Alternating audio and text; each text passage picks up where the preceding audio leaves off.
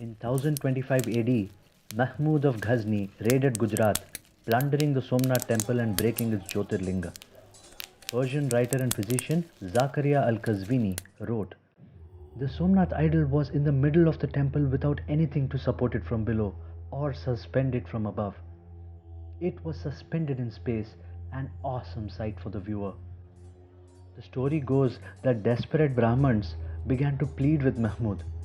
If he left their idol alone, they would give him many riches. But Mahmud laughed at this suggestion. He said, "I won't be known as Mahmud the idol seller. I am Mahmud the idol breaker." And he broke the idol. 1,000 years after he lived, Mahmud of Ghazni continues to be relevant today. Pakistan's short-range ballistic missile is called the Ghaznavi missile. And the Tamil film Ghazni is actually named after the Sultan in reference to his persistent attempts despite continuous failures. So how did a Turkic ruler establish a Sunni Muslim empire in Afghanistan, which was then a stronghold of the Persians? In this episode, 10-Minute Histories explores the rise of Mahmud of Ghazni.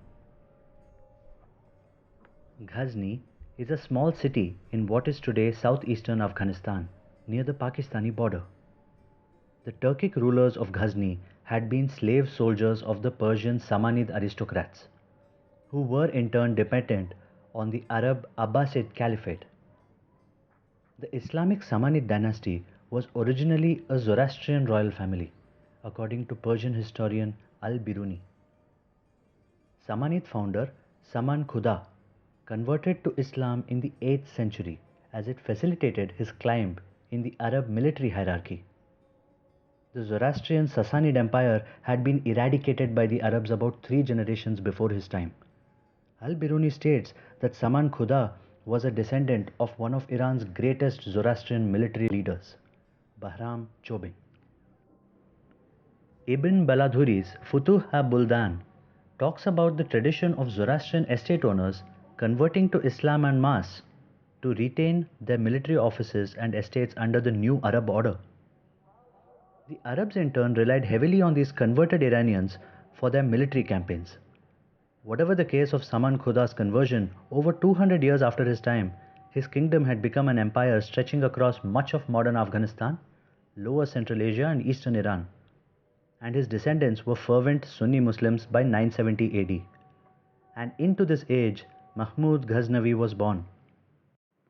Over time, Saman Khuda's descendants wanted sources of cheap military labor which their sparsely populated lands could not provide. While it was hard to raise Iranian troops to fight under their banner, their neighboring Safarid and Alawite rivals in Balochistan and Gilan respectively were able to raise mercenary troops for wars with ease using their Sufi-led military orders.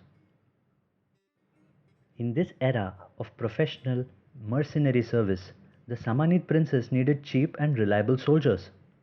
The Pandnamah throws light on the slave raids conducted by the Samanids against non-Muslim pagan Turks in Central Asia to convert them to Islam and use them as enslaved mercenary troops in their expensive wars. During one such slave raid in Turkestan, according to the Pandnamah, the Samanid troops captured a boy who would become the infamous Sabuktigin. Sabuktigin was sold as a slave to the Turkish governor Alptigin, who was probably himself from a family of converted Turks, or was perhaps captured as a slave himself, much like Sabuktigin. During this period, the Samanid army had become almost entirely Turkish, as the once slave soldiers had now become a society in themselves. It was thus a Persian administration and a Turkish army that ran the Samanid state. The slave Sabuktigin soon became a leader with a large following. As the Samanid royalty fractured and civil wars began, Alptigin marched on the city of Ghazni and became a practically independent ruler who showed namesake loyalty to the Samanid emperor, an emperor who was himself a puppet in the hands of multiple Turkic generals. These Turks showed a fierce sense of tribal blood ties and valued their Turkish identity more than their loyalty to the Samanid overlords. Entire battalions of Turks were thus only as useful to the Samanid Amir as was the loyalty shown to him by their leading generals. This enabled Alptigin to take over Ghazni as his own city. When Alptigin died, Sabuktigin succeeded him. But he wanted more than just a consolidation of his power as a general under the Samanids. He needed more Turks to follow him and more slaves to fuel his private ambitions. The great historian Ferishta says that at this time, the easternmost Afghan regions of Kabul and Lamghan were ruled by a Hindu Rajput dynasty advised by Brahmanas, whose armies comprised not only of local pagan Afghan tribes but allied troops of faraway kingdoms such as Kalinjar and Kannauj, kingdoms deep within the Indian subcontinent which would supply troops to Kabul's Hindu king. Ferishta says that King Jayapala ruled over the territory that stretched from Sirhind near modern-day Chandigarh to Lamghan in Afghanistan in length and from Kashmir to Multan in breadth. Sabuktigin began slave raids on these lands. His justification was simple. Non-Islamic pagans were not fully human and thus fair game for slave trading.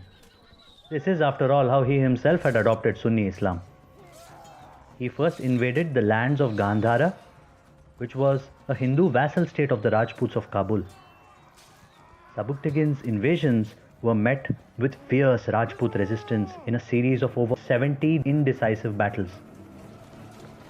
Sabuktigin then launched a full-scale invasion of Lamghan. Thousands of Rajputs and their Afghan allies and vassals resisted the Turks and held them out of Lamghan for several days. Ferishta gives us a peculiar account of the battle that followed. According to this mythical tale, Mahmud, the son of Sabuktigin, knew that there was a magical spring in the camp of the Rajputs. He was apparently told that if one burned manure in the spring, it could magically trigger a weather condition detrimental to the Rajputs and allow the Turkish cavalry to overrun their lines. This particularly strange practice seems wholly against the tenets of Islam and probably derives from pagan Turkic traditions from the Asian steppes, where Mahmud had his roots. In this mythical account, Ferishta says that Mahmud sneaked into the camp of Jayapala, magically triggering a series of storms in the battlefield which dispersed the Rajput armies, allowing the Turks to gain a victory. After the battle, Lamghan and Kabul were permanently lost to the Hindus. Sabuktigin feared a fierce counterattack from the Rajputs and chose to send them peace emissaries with a demand for tribute. Jayapala, in opposition to his own council, imprisoned them. Sabuktigin was angry. He summoned an army and attacked Lahore, the Hindu capital of Jayapala.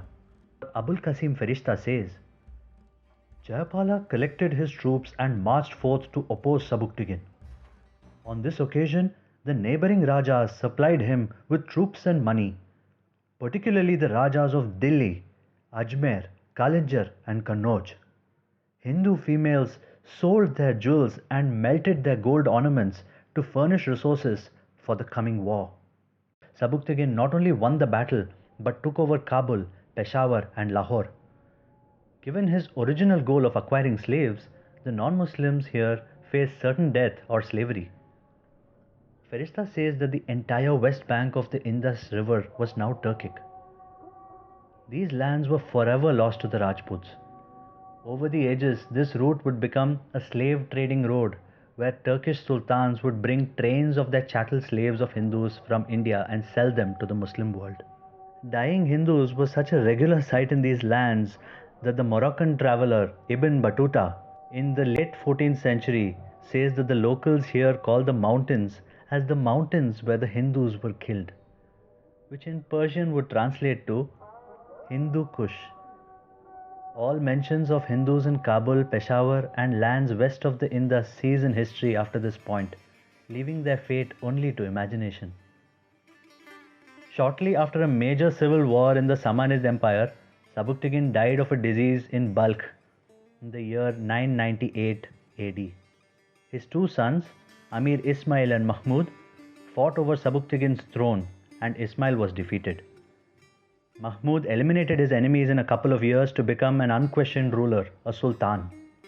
Mahmud now looked east towards Sabuktigin's unfinished business of conquering and enslaving the infidels of India.